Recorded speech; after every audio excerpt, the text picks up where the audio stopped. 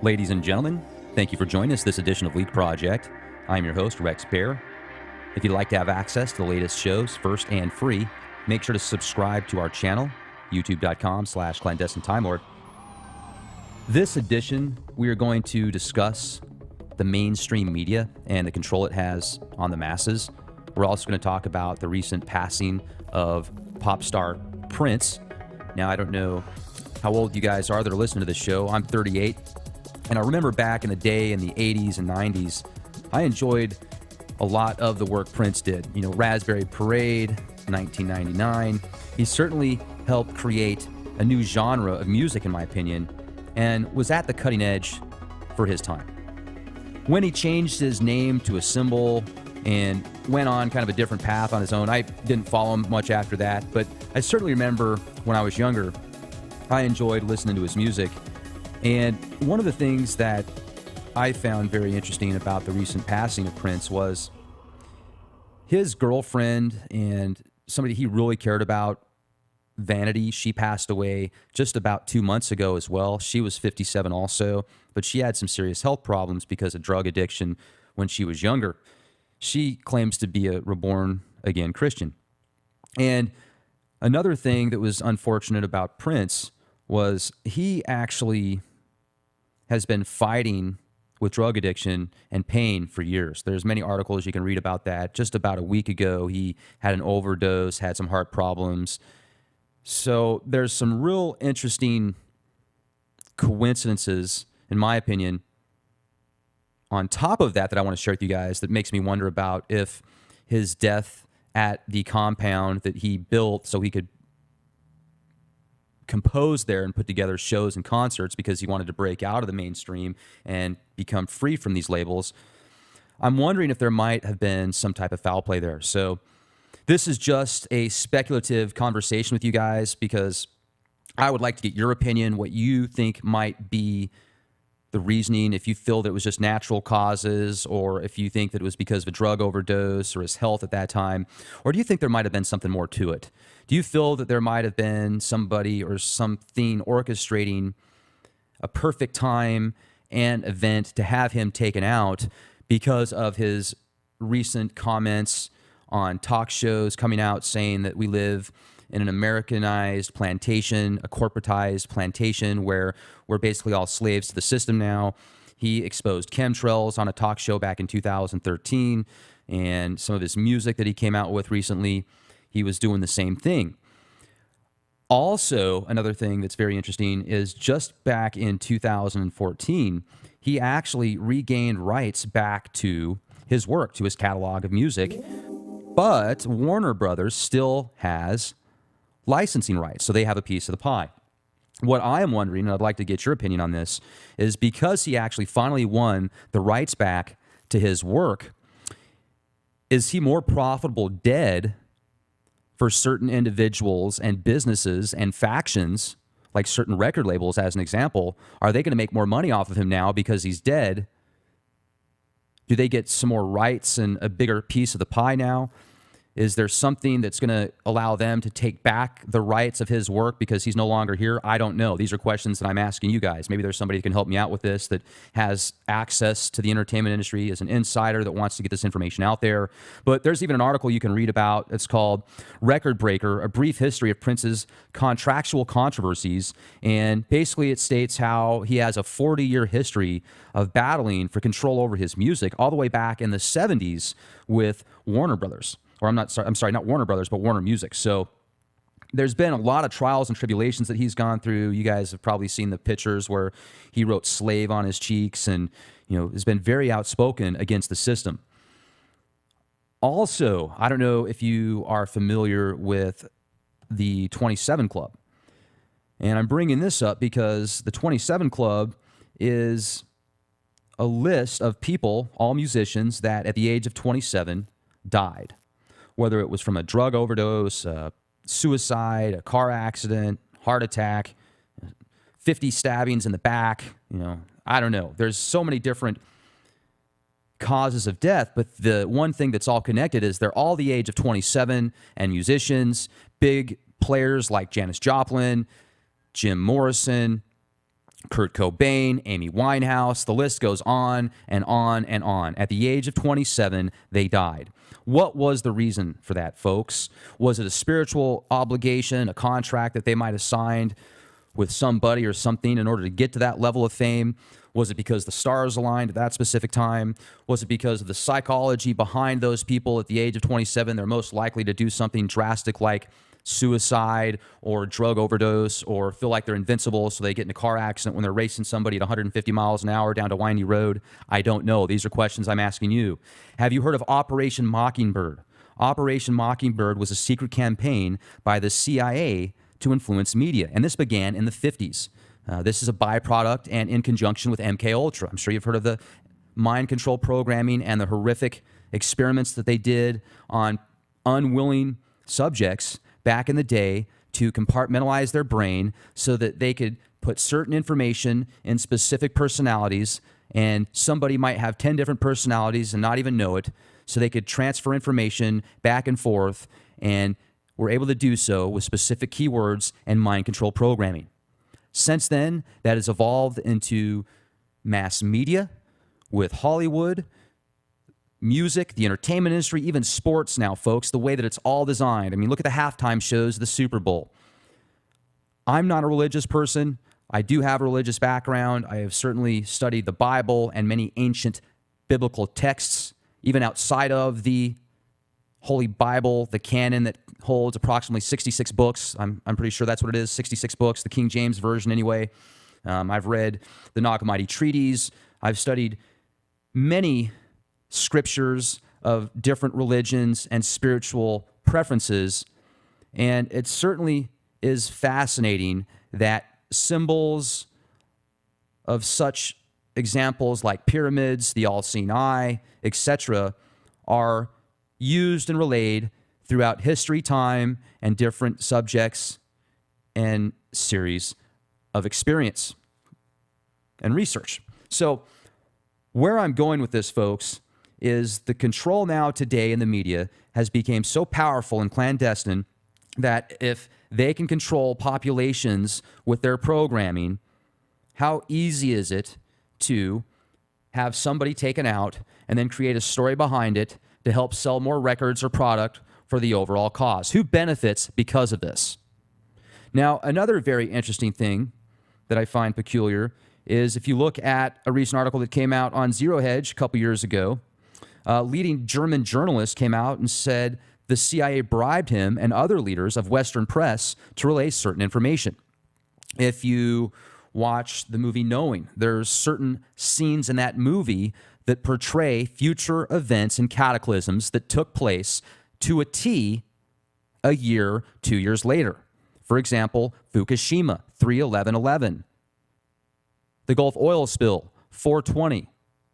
These two events that took place were portrayed in the movie Knowing over a year before they happened. Just watch the movie and call me a conspiracy theorist. Now, another thing I'd like to add to this, folks, is let's get into some of the more spiritual aspects of the entertainment industry. There are many very, very talented entertainers that have came out and said they sold their soul to the devil for fame and fortune. I'm a big fan of 9 Inch Nails, Trent Reznor. The music that he came out with is incredible. I mean, this guy is way ahead of his time. And if you read some of the lyrics and follow some of his work, I think that he has came out in many songs and admitted that he has sold his soul to the devil, and he regrets it. He was promised fame and fortune, like, for example, the song Empires of Dirt. Let's look at the lyrics in this song. You could have it all. My empires of dirt. I will let you down. I will make you hurt. What does that mean to you? What about Johnny Cash? He actually did a version of the same song. There's a lot of very talented people, folks, that say the same thing, that they signed a contract with the big D. What do you think? Do we have any Family Guy fans in here? Simpsons fans? Do you remember the Boston Marathon bombings that took place a few years ago? and how there were people that actually said they were warned by security and police that there was a drill taking place, so not to be alarmed if they heard any bombs or noises or loud bangs. They actually came out and said they had been to several Boston marathons in the past and never had any experience like that. So you can research everything I'm telling you, folks, to get the exact dates and details and news articles.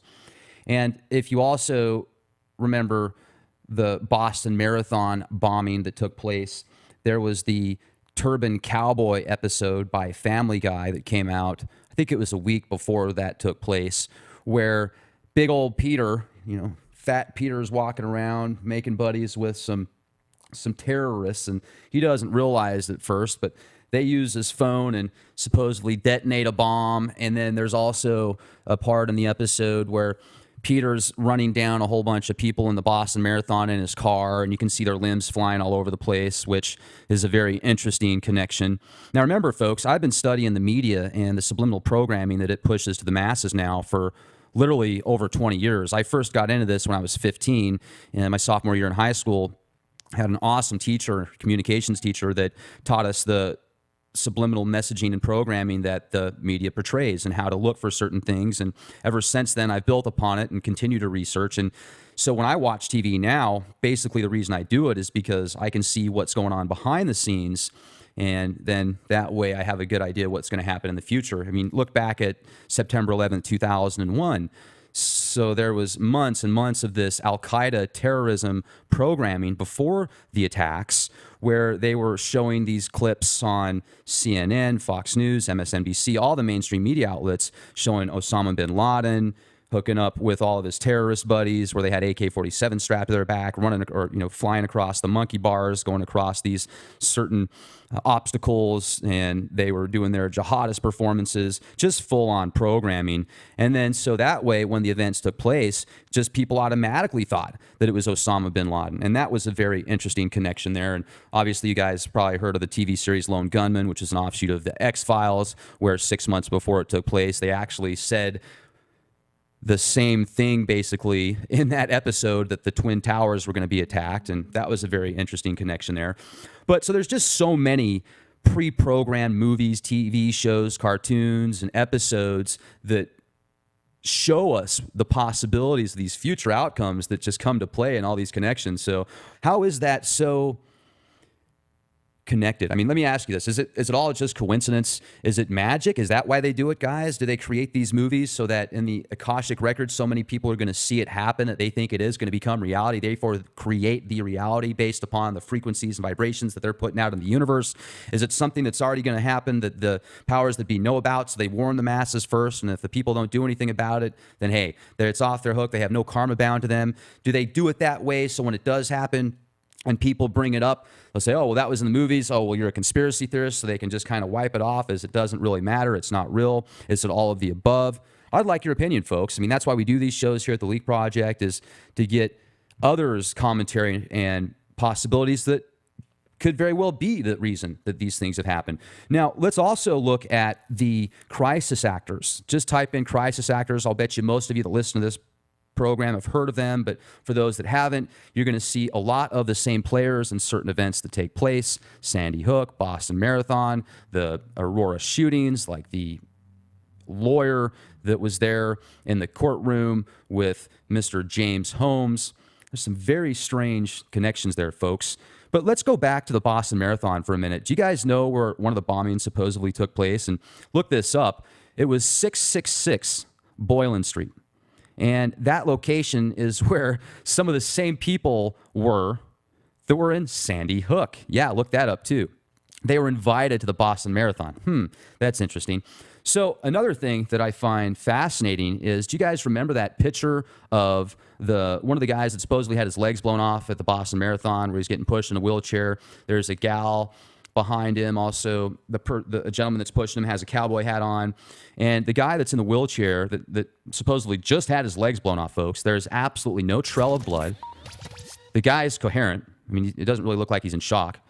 Is that even possible? Are there people in here that have been in the military and in combat that saw somebody get their legs blown off? How long would it take them to bleed out? I've been told by people that have seen that in the military. I have friends and family that are in the Army, the Air Force, the Navy, the Marines, and I've talked to several people that have seen people get blown up in action, and they say within 30 seconds they bleed out. So that's another very interesting coincidence. And there's a picture of somebody that had their legs blown off in Iraq that did survive, and you can look this up. And if you do a comparison of this gentleman over next to the person that is in the picture of the Boston Marathon that had his legs supposedly blown off, looks exactly like the same person, in my opinion, and many others that I've talked to.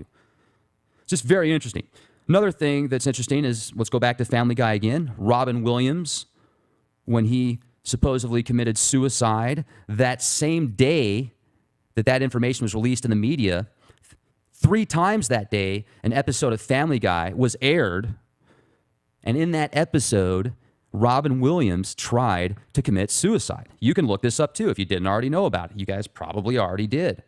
I mean, this is just weird stuff. And then let's go to the movie in the late 90s that came out, Wag the Dog. Do you guys remember that movie with Robert De Niro, where he's basically a spook that has so much power and control, everybody answers to him behind the scenes, he can do whatever he wants, and he gets together some crisis actors and a director. They put together a movie and create this fake war to divert attention because of something that went on in the White House, and they don't want that to be exposed, so they create this fake war, and then that's forgotten about, and everybody moves on with their life and continues to watch, Meet the Kardashians and Dancing with the Stars and Naked and Afraid, and they just live happily ever after in their Prozac lifestyles.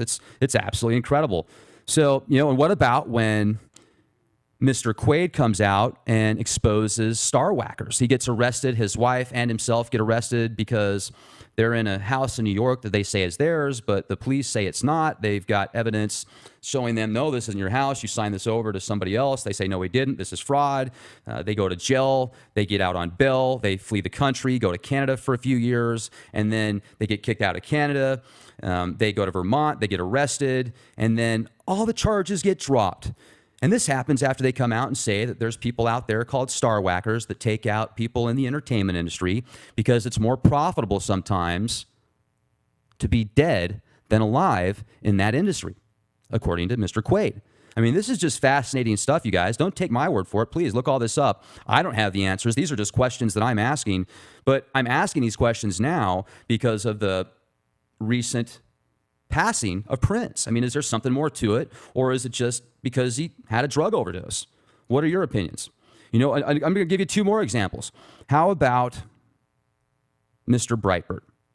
The day before he gets the day before he has a heart attack in his early 40s, he comes out in the news and says he has information that is going to be catastrophic towards the administration. Then he dies from a heart attack the next day. Oh, I'm sure that was normal, right? He was going to have a heart attack anyway. Definitely normal. Wow. Oh, yeah, and I got to add something in here real quick. Do you guys remember how the media said over 100 people had their limbs blown off at the Boston Marathon? Do you guys remember the official story? This is hilarious. Crockpots. Yes, folks, it was done by crockpots in backpacks. Isn't that incredible? That you could blow up over 100 people's limbs with 2 crockpots. I mean, my goodness, we definitely need to make sure that if you want to purchase a crockpot, you have to go through a very stringent federal background check. You need to go through psychological testing to make sure that you don't have any PTSD or any other possibility that you could cause harm to others. Because crockpots, man, I'm telling you, those are weapons of mass destruction. Is it really freedom of speech anymore? This is Rex Bear, Leak Project. Make sure to subscribe to our YouTube channel, youtube.com/clandestine Time Lord. Stay safe. Be the change you want to see.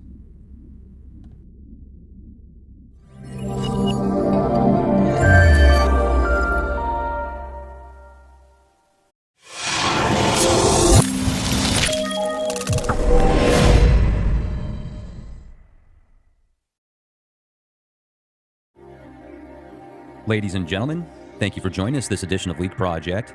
I am your host, Rex Bear. If you'd like to have access to the latest shows first and free, make sure to subscribe to our channel, youtube.com/clandestine Time Lord. This edition, we are going to discuss the mainstream media and the control it has on the masses.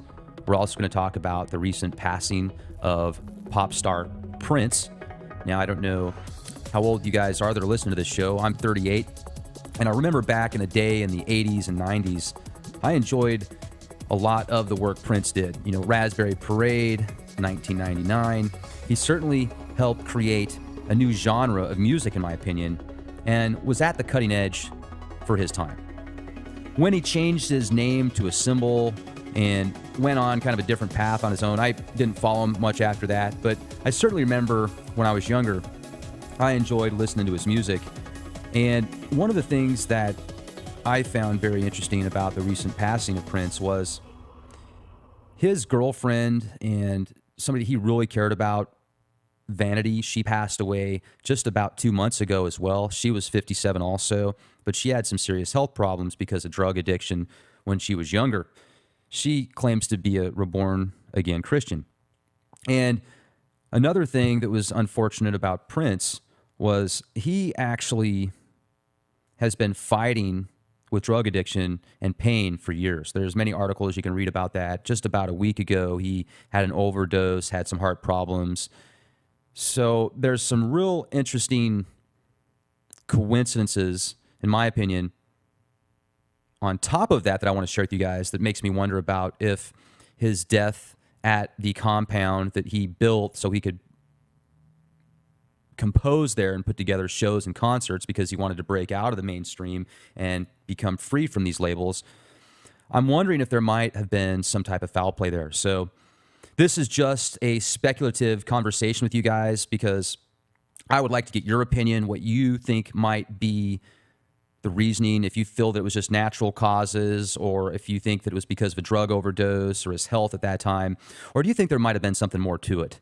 Do you feel that there might have been somebody or something orchestrating a perfect time and event to have him taken out because of his recent comments on talk shows coming out saying that we live in an Americanized plantation, a corporatized